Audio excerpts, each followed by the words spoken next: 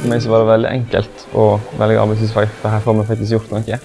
I stedet for å sitte i ro og bare følge med og skrive og sånne i timene, så er det mye kjekkere å bare lære praktisk i stedet for.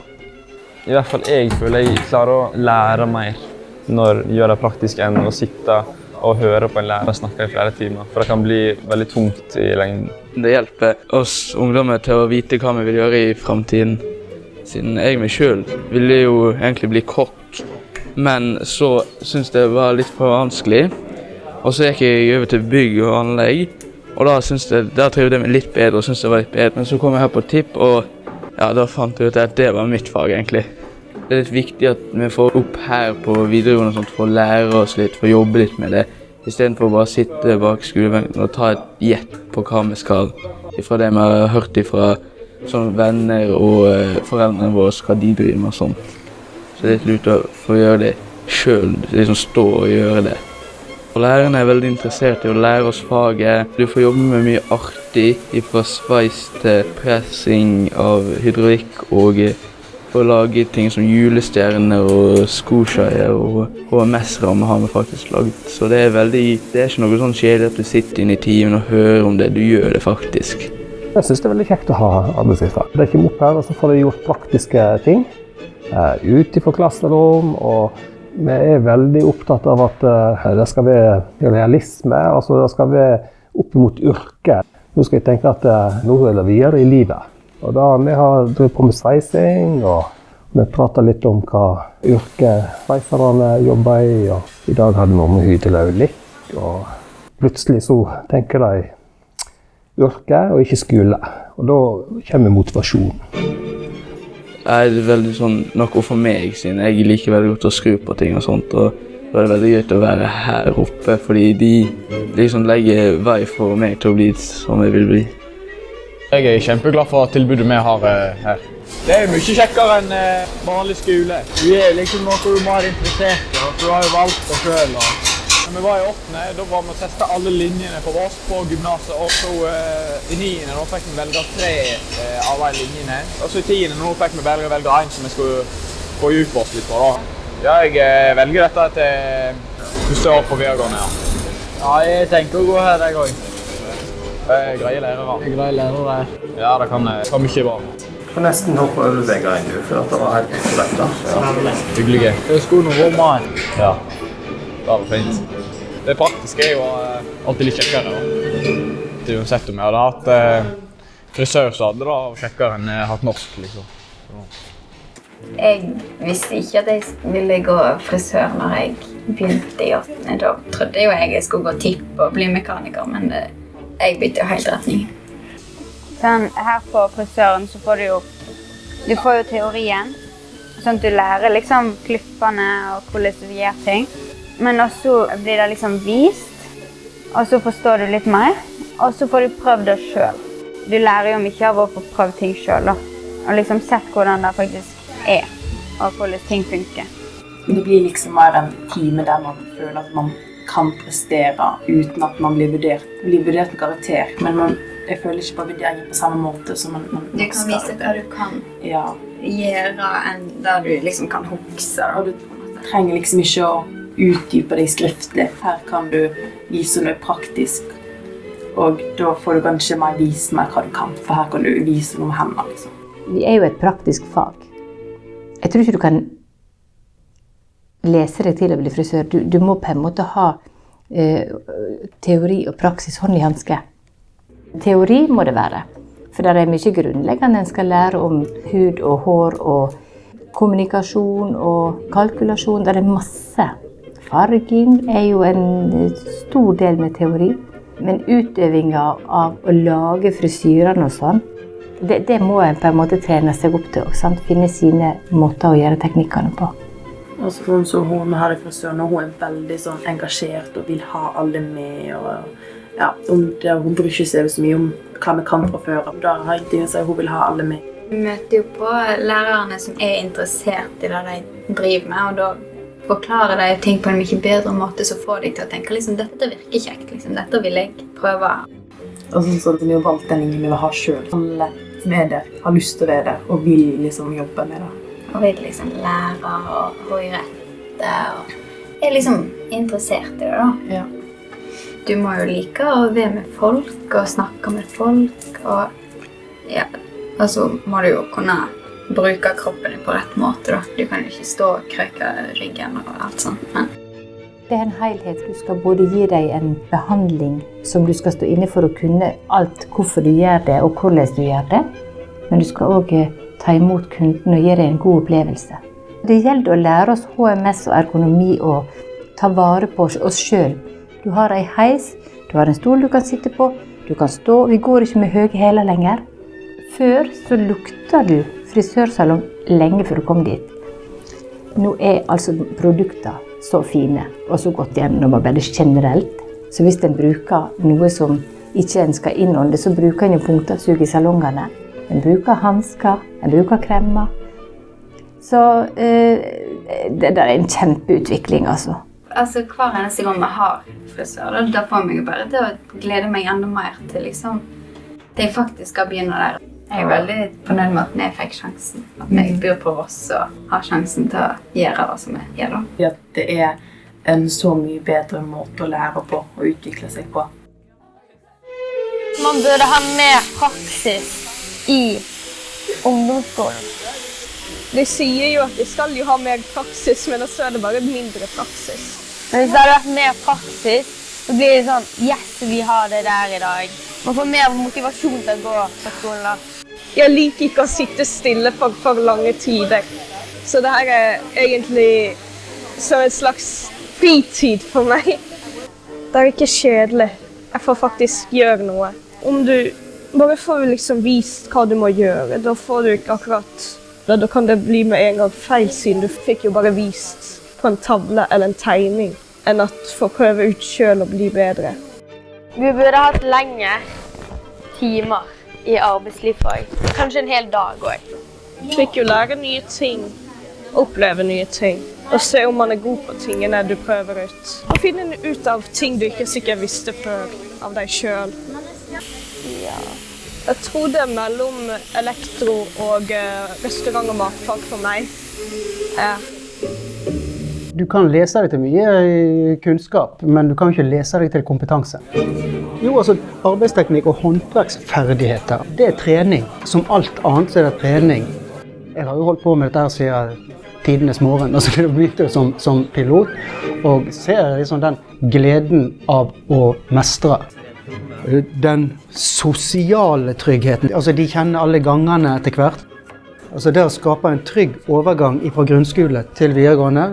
Du ser altså, det er masse elever som går her nå på Villmark og på elektro, så er det liksom, å hei Helge. Sant? Så jeg tror at det å ha arbeidslivsfaget, jeg både håper og tror at dette hindrer feilvalg og hindrer sluttere.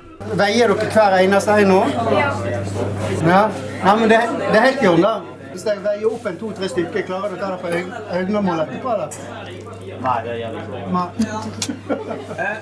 Altså arbeidslivsfaget, i hvert fall i den formen vi har der nå, så går det rent sånn både kvantitativt og kvalitativt går an å måle det etter hvert, altså på effekt. Alle år vi har vært her oppe nå og fått et system på arbeidslivsfaget, så har vi jo hvert eneste år hatt ventelister, altså alt fra 10-15 på venteliste og nesten opp i 30. Da driver jo det snittet. Du opplever aldri disiplinærproblem. Og det er klart, jo, de skjerper seg når de er i andre sitt hus, det er greit nok, men jeg har holdt på i hvert fall 15 år med dette her. Jeg kan telle på en hånd de ganger du har et disiplinærproblem. Så det er jo et eller annet med at de får brukt seg på en annen måte, og de får også brukt kanskje en eller annen kompetanse de er stolt av. Ja, dette kan jeg. Og nå vil han gå i litt over 15 minutter, så må vi passe på at det er i orden. Du får slikkepotten til å gå rundt og passe på at det ikke setter seg fast i kanten. Ja. Jeg er jo stolt over hvor hen faget har brakt meg. Det ser jeg på mine kolleger rundt her også. Altså, så yrkesstolt og stoltheten i det også. Og det er jo også en sånn klart merke på hva vi forventer. Som sier at vi aldri har disiplinærproblemer, fordi at vi er veldig så klare på at når dere kommer til oss nå, så forventer vi sånn og sånn. Altså, elever er så opptatt av denne Helgolands tallkarakteren. Både med arbeidslivsfaget og på VG1 nå, så prøver du å tar de til seg det å få både en tilbakemelding og en fremovermelding, så synes jeg det atskillig bedre. Men det jo egentlig sånn som grunnskolen har vært bygd opp også. Altså det disse tallkarakterene som blir så overstyrende, I stedet for å lære folk å egentlig ta en tilbakemelding og korrigere.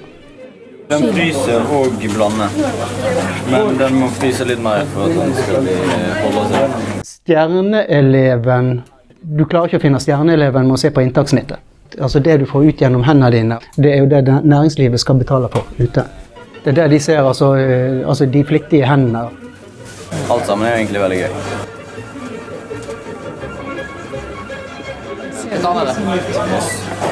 Hvem får æren av å slikke an da? For de gruppene som vi har nå, som kanskje både 15, 16, 17 stykker, så du heldig da hvis du treffer på 3 stykker og får 3 av de til å søke VG1. Men samtidig da, så jeg trygg på ut ifra hvordan de håndterer det å være på et verksted, hvordan de håndterer det å samarbeide med andre, så vil de bli ypperlige arbeidstakere uansett om de har tenkt å bli elektrikere. For de har vært gjennom de kravene vi faktisk setter for samarbeid. Kall det gjerne arbeidsmoral. Hva gjør du nå? Ingenting? Jeg har ikke noe særlig oppgave akkurat nå, men jeg kan vaske her for deg. Jeg tenker da at det å praksisrette, om du kaller det for arbeidslivsfag eller ikke, altså, så ligger det veldig mye god dannelse og livsmestring I det. Og prøvd så mye forskjellig egentlig. Det veldig kjekt egentlig. Og så det veldig så kjekt å lage mat da, så da... Så da bare finner du det på en måte perfekt. Altså hvor flink de å lage mat, eller hvor flink de å snekre, det ikke en del av vurderingen. For det gjør de på VG1 og VG2. Har jeg ikke da utstyret her nede på ungdomsskolen? Men det prosessen, samarbeid, arbeidsteknikk, håndverksferdighet. Men også etikk, moral, dette her som innenfor HMS-området så har vi jo dette som både går på fysisk og psykisk arbeidsmiljø, mobbing, trakassering, og bli bevisstgjort på hvordan det å jobbe ute. Dette her å kunne samarbeide på tross og på grunn av likheter og ulikheter. Uansett yrkesfag, for der går du jo på verksted på kjøkken sammen med eleven. Altså det en veldig uformell setting. Altså da kaster du litt ball som du gjør når du ute I næringslivet. Hva jeg bra nå? Eller du kommer bort til at nå har jeg brent smøret mitt. Ok, da setter du på nytt. Altså det blir en helt annen måte å både jobbe, vurdere og ikke minst så eleverne blir tryggere av det. De må tørre å gjøre feil. Hvis ikke du gjør feil, så gjør du sannsynligvis ingenting. Sånn som denne foreldrefesten, det jo sånn happening som de synes kjekt, og de selv som har valgt menyen, for de har laget disse her komponentene, suppen en torsdag, og altså til sånn, så da setter vi dette sammen og har en lengre økt. Altså du pålegger du faktisk å jobbe 6 timer av fritiden sin. Altså, normalt sett så har vi som da 2 skoletimer til rådighet, og får laget så store menyer der for å kunne vise det store samarbeidet. Jeg har gjort det på restaurant og matfag I alle år på grunn av at jeg synes det lite med de 2 skoletimene på 10. trinn, for at de da skal være med både fra oppstart til slutt, altså til du omtrent har vasket lokalet. Så for det rekker ikke du på en sånn vanlig 2 timers økt. Så på de 2 timers øktene da, så har vi har laget den jordskokkpuré-suppen, og fått den sånn som vi vil ha. Vi har laget hovedretten og fått den sånn, og så har vi også laget den desserten med fondant, og skal vi da sette dette her sammen I, og da valgte de selv hvem skal ha ansvar for dessertgrupper, hvem skal ha ansvar for. Så den 6 timers økte og sånt, det synes jeg det kjekkeste. Da de med å bestemme selv hvem skal gjøre hva. De velger seg sin egen arbeidsleder per gruppe, og så, tar vi det. Så det blir like sånn rørt hver gang vi har den, for da ser du egentlig hva progresjon de har hatt fra 8. til 10. faktisk. Ja, I dag til forrett så blir det jordskokk og sellerirotsuppe, tilsett med pannestekt kamskjell og sellerirotchips med litt grissini, som et italiensk brød. Ja. Til hovedretten I dag så har vi heilstekt mørbrad av lam.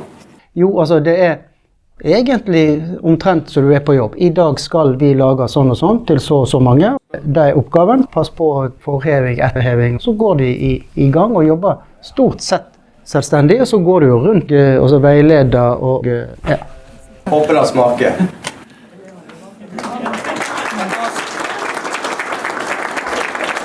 Næringslivet der ute skriker etter folk. Nå showet I gang, sant? Det er ikke alle som skal bli Michelin-kokker. Altså, de skal ha kokker I Bergen fengsel, på sykehuset, på Statoil-kantinen. Altså, det så lenge folk spiser mat, så blir du aldri arbeidsledig. Altså, sånn at det er et vanvittig behov innenfor hele bransjen. Altså, nå må vi rekruttere på egen kjøl, og vi klarer det ikke I fullgod grad egentlig, og det jo da lønnsdrivende ute nå. Det jo så prekært ute at enkelte restauranter, spesielt I større byer, de må holde stengt I ukedagene, for det ikke nok arbeidskraft til å dekke opp en hel vaktliste. Altså. Så blir vi enige om, når dere kommer inn igjen nå, at da blir det sånn samlebånd, sant? Trillvår. En tar grønnsaker, en tar potet, en tar kjøtt. Sånn at så tenker jeg at vi ferdig I hvert fall 10 og 10 I seng. Det går sånne ganger her, sant? Det var veldig utydelig. Ja, så bare spør. Ja, men nå du skal egentlig der, sant? For forskjellen at der du med fibrene, og her kutter du over. Det blir seigere hvis du gjør sånn.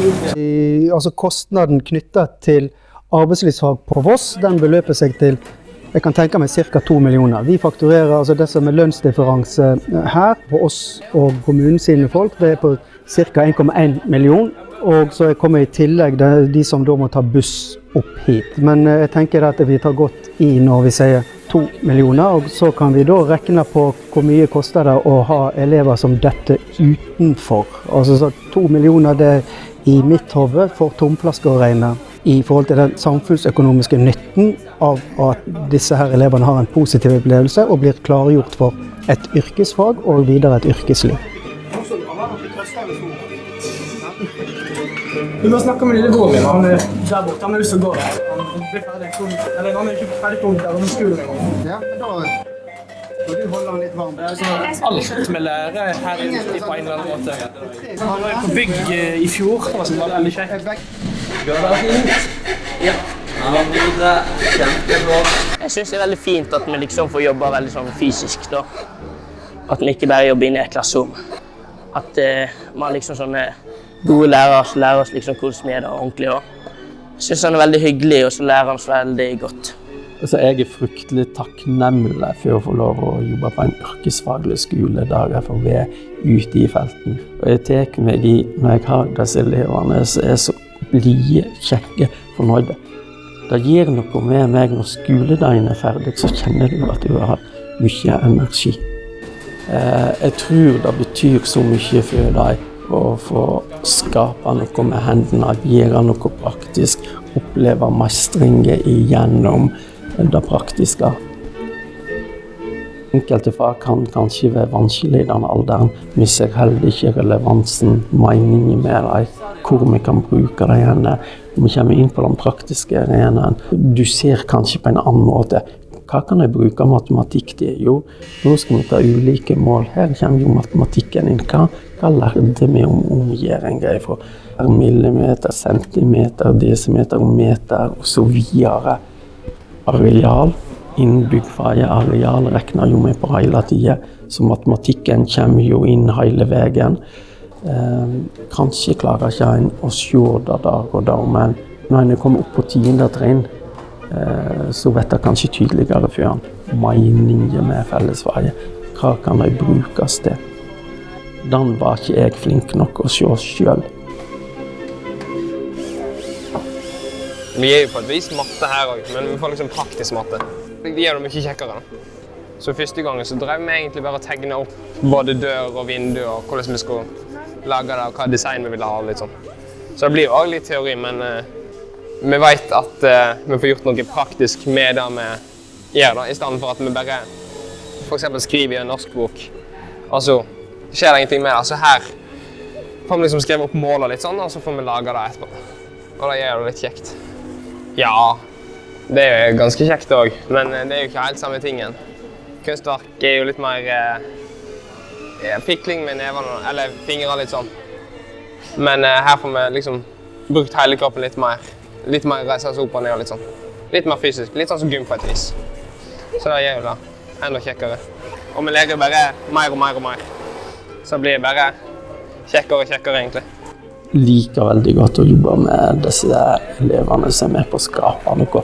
Når sluttproduktet er der, så kan vi kjenne på en stolthet. Jeg kjenner selv, jeg er like stolt som deg når vi har klart å skape noe.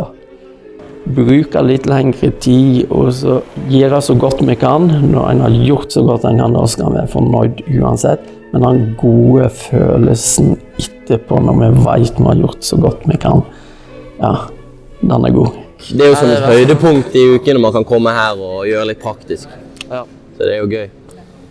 Ja, det er mye bedre enn å ha språk på skolen som de andre har. Ved med de som kan faget.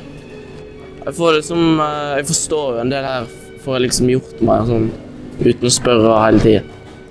Så får jeg brukt hendene litt, men da får jeg ikke på alle andre linjer. Jeg tror dess mer sanser en kan koble på, dess lengre læring og dess bedre seter. Så da å få bruke hodet og hendene, jeg tenker jeg må ta meg selv i at alle har opplevd mestring i løpet av en dag, spesielt disse som jeg har så kort, så 2 timer før uka. Og etter å ha møtt så mange elever som jeg har gjort, så er ikke jeg i tvil om at i dag du klarer å tenne den gnisten gjør eleven med å få true på seg selv. Da tror jeg at vidunderlige ting kan skje, så Ola Haugestad over tid. Når jeg husker spesielt den jenta, hver gang hun var ferdig, kom hun alltid og gav meg en klem. Og den husker du verden hvor god den var. Og så hun mente det fra hele sitt hjerte. Takk for nå, så kom hun og gav deg en klem.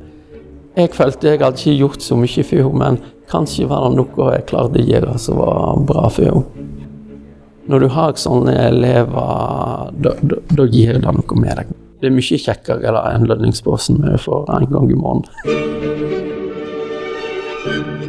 En ønsker å skape en best mulig skolehverdag for flest mulig. Det er målet. Det er ulike måter en kan få det til, men dette med å få en mer praktisk skole tror jeg vil hjelpe for veldig mange. Ungdomstrinnet er veldig teoretisk, og jeg er veldig glad for at vi har såpass mange elever som kan gjøre det litt mer praktisk for. Og jeg kunne ønske at vi kunne gjøre det for alle som ville det. Når jeg begynte, så var det 3 grupper med 15 elever på hvert trinn. Da hadde vi litt å gå på. Og året etterpå så var det sånn at det gikk så å si akkurat opp. Og det 3. året så var det alt for mange søkere. Så da klarte vi etter noen år å få i gang enda en gruppe. Så vi faset inn en ny gruppe på hvert trinn. Så nå sitter vi da med 4 grupper på hvert trinn. Men vi kunne helt sikkert ha utvidet det med minst 1 eller 2 grupper til på hvert trinn. Hvis en kunne fått en mer praktisk rettet skole på ungdomstrinnet også for flere, så tror jeg en kunne redusert bruken av individuelt tilpasset opplæring. Det blir mye klasseromsitting for veldig mange, og det er vanskeligere for veldig mange da, å komme seg gjennom dagene.